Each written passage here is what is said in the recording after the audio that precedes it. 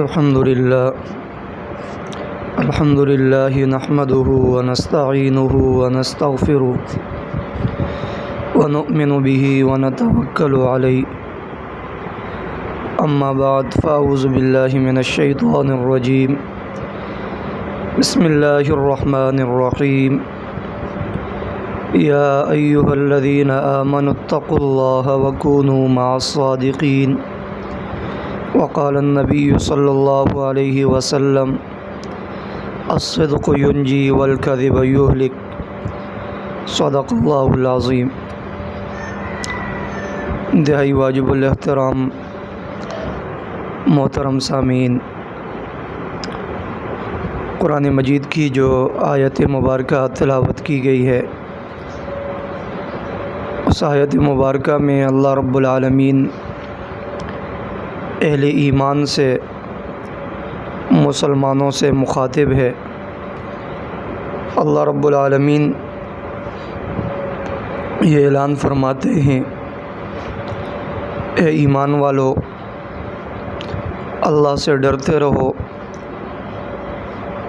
اور سچوں کا ساتھ دو. حدیث پاک میں رسول پاک صلی اللہ علیہ وسلم کا فرمان ہے: الصدق ینجی والکذب یہلک، کہ سچائی نجات دینے والی ہے اور جھوٹ ہلاک کرنے والا ہے. تو اس آیت اور حدیث کے روح میں یہ بات میں آپ کے سامنے رکھوں گا کہ سچے لوگوں کا ساتھ دینا اور سچائی کیا ہے. ہم جس معاشرے کے اندر جی رہے ہیں، اس معاشرے میں دین کا معاملہ ہو یا دنیا کا معاملہ، ہر معاملات میں آپ کو ایسے لوگ ملیں گے جو انتہائی جھوٹ اور غلط بیانی کر کے اپنا ایمان بھی ضائع کرتے ہیں اور ساتھ سننے والوں کا ایمان بھی تباہ کر دیتے ہیں. دین کی باتوں میں بہت ساری ایسی روایات ہمارے سامنے ہیں کہ جن کا حقیقت حال سے کوئی واسطہ ہی نہیں ہوتا، اور لوگ جو ہیں ان کو سن کے اور ان کے اوپر یقین کر لیتے ہیں، حالانکہ وہ سراسر جھوٹ ہوتا ہے. اب جیسے رب العالمین کے ذات کے متعلق یا رسول پاک صلی اللہ علیہ وسلم کی ذات کے متعلق یا اصحاب رسول یا اہل بیت رسول یا علماء دین، ان کی زندگیوں کے متعلق جو گفتگو اکثر و بیشتر ہمارے ممبر و محراب اور اسٹیج سے بیان ہوتی ہیں، اب وہ چیزیں ایسی ہیں کہ ہم تو ان کی محبت کے اندر یہ سمجھ کر کہ شاید میری اس گفتگو سے یہ لگے کہ میں بہت بڑا محب ہوں، لیکن حقیقت میں یہ ہوتا ہے کہ ان کی زندگیوں کے ساتھ ان چیزوں کا کوئی تعلق نہیں ہوتا. ہمارے اس دور کے اندر جو ہے پیری مریدی کا ایک بہت بڑا دور گزرا. اس کے اندر جتنے بڑے اولیاء کرام ہیں، ان اولیاء کرام کی زندگی جو انہوں نے اپنی اصل زندگی گزاری اور جو آج کل ان کے مرنے کے بعد ہم ان کی زندگی گزار رہے ہیں، تو ان دو زندگیوں کے اندر بہت بڑا فرق ہے. اولیاء اللہ میں سے جتنے بھی بڑے بڑے آئے، شاہ عبداللہ شاہ غازی ہو گئے، اسی طرح باہ الحق زکریا ملتانی ہو گئے، اسی طرح داتا دربار والے ہو گئے، پیر مہر علی شاہ صاحب ہو گئے، یا دیگر جتنے بھی بڑے بڑے اولیاء اللہ ہیں، ان اولیاء اللہ کی زندگی بالکل متبع سنت گزری ہے. یہ رسول اللہ صلی اللہ علیہ وسلم کے سچے دیوانے، سچے عاشق ہیں. لیکن آج ان کی زندگیوں میں اور ان کی قبروں کے اوپر جا کر ہم نے کیا کیا، یہ تمام وہ چیزیں ہیں میں جن کو کھل کے بیان نہیں کر سکتا، لیکن اشارتاً یہ کہہ دیتا ہوں کہ یہ لوگ جو ہیں، جو آج ان کی سیرت کو اپنائے ہوئے ہیں، یہ بالکل جھوٹ ہیں، غلط بیانی ہے. اور دغابازی سے کام لیتے ہیں، تو آپ ایسے لوگوں کا ساتھ مت دیجیے گا جو کسی کا مقام ہٹا کر اس کو اس کے مقام سے آگے لے جائیں، یا مقام کو گھٹا کر اتنا نیچے لے آئیں کہ ان کا مقام ہی ضائع کر دیں۔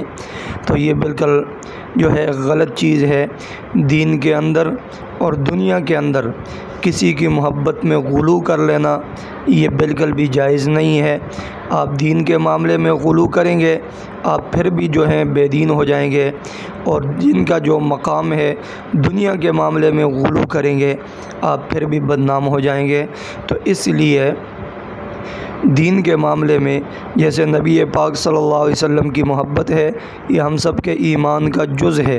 اصحاب رسول، اہل بیت رسول کی محبت ہمارے ایمان کا جز ہے، لیکن اب ان کی محبت کا تقاضا یہ ہے کہ جو مقام رب العالمین نے ان کو دیا ہے ہم اس مقام کے اوپر ان کو رکھ کر ان سے محبت کریں، یا یہ ان کی محبت کا تقاضا یہ ہے کہ ہم ان کو ان کے مقام سے آگے لے جائیں۔ مثال کے طور پر نبی پاک صلی اللہ علیہ وسلم کو ہم اتنی محبت دیں اور ان کی محبت کی اتنی من گڑت کہانیاں سنائیں کہ نعوذ باللہ رسول پاک کو خدا کا درجہ مل جائے، اور اسی طرح اصحاب رسول، اہل بیت رسول کو نبیوں کا درجہ دلا دیں، یا ولیوں کو ہم نبیوں کا درجہ دلا دیں، خدا کا درجہ دلا دیں، تو یہ محبت نہیں ہے، یہ محبت میں غلو ہے جو بالکل ناجائز ہے۔ اس لیے محبت میں ہمیں اللہ رب العالمین نے وَجَعَلْنَاكُمْ أُمَّةً وَسَطًا درمیانی امت بنایا ہے، تو کسی کی محبت کے اندر نہ آگے بڑھیں اور نہ کسی کی محبت میں اتنا بغض اور اتنی نفرت رکھیں کہ اس کے مقام کو کم کر جائیں، تو یہ ہمارا دین نہیں ہے۔ اللہ کا قرآن یہ کہتا ہے یا ایھا الذین آمنوا اتقوا اللہ، اے ایمان والو اللہ سے ڈر جاؤ۔ اللہ سے ڈرنے کا مقام یہ ہے کہ جو چیزیں اللہ رب العالمین نے تمہارے لیے بیان کی ہیں ان کو انہی کے درجے پر، مقام پر رکھ کر ان پر عمل کرو، اور ان سے کم بھی نہ کرو زیادہ بھی نہ کرو۔ یہ اللہ کا ڈر ہے ہر مومن کے دل میں۔ وَكُونُوا مَعَ الصَّادِقِينَ، اور سچوں کے ساتھ ہو جاؤ۔ اب سچے کون ہیں یہ تلاش کرنا آپ کا کام ہے۔ آپ دیکھیں کہیں بھی کوئی اس طرح کے واقعات ہوں تو ہم لوگ یہ سو کرتے ہیں کہ ہم سن کر جو ہے اس پر چپ رہ جاتے ہیں۔ مستند عالم ہو اور قابل اتباع سنت آدمی ہو اس کی بات کو آپ سن سکتے ہیں، لیکن ایسے کچھ لوگ ایسے ہوتے ہیں جو ان چیزوں کا احترام نہیں کرتے، تو ان کی گفتگو پر ہمیں ان سے سوال کا حق بنتا ہے کہ بھائی آپ نے یہ بات کی، یہ واقعہ سنایا، اس کی دلیل کیا ہے، اس کے پیچھے حقیقت کتنی ہے، یہ ہم اس سے پوچھ سکتے ہیں، اور خود بھی اپنی زندگیوں کے اندر سچ کو داخل کریں، جھوٹ کو اپنی زندگیوں سے نکال دیں۔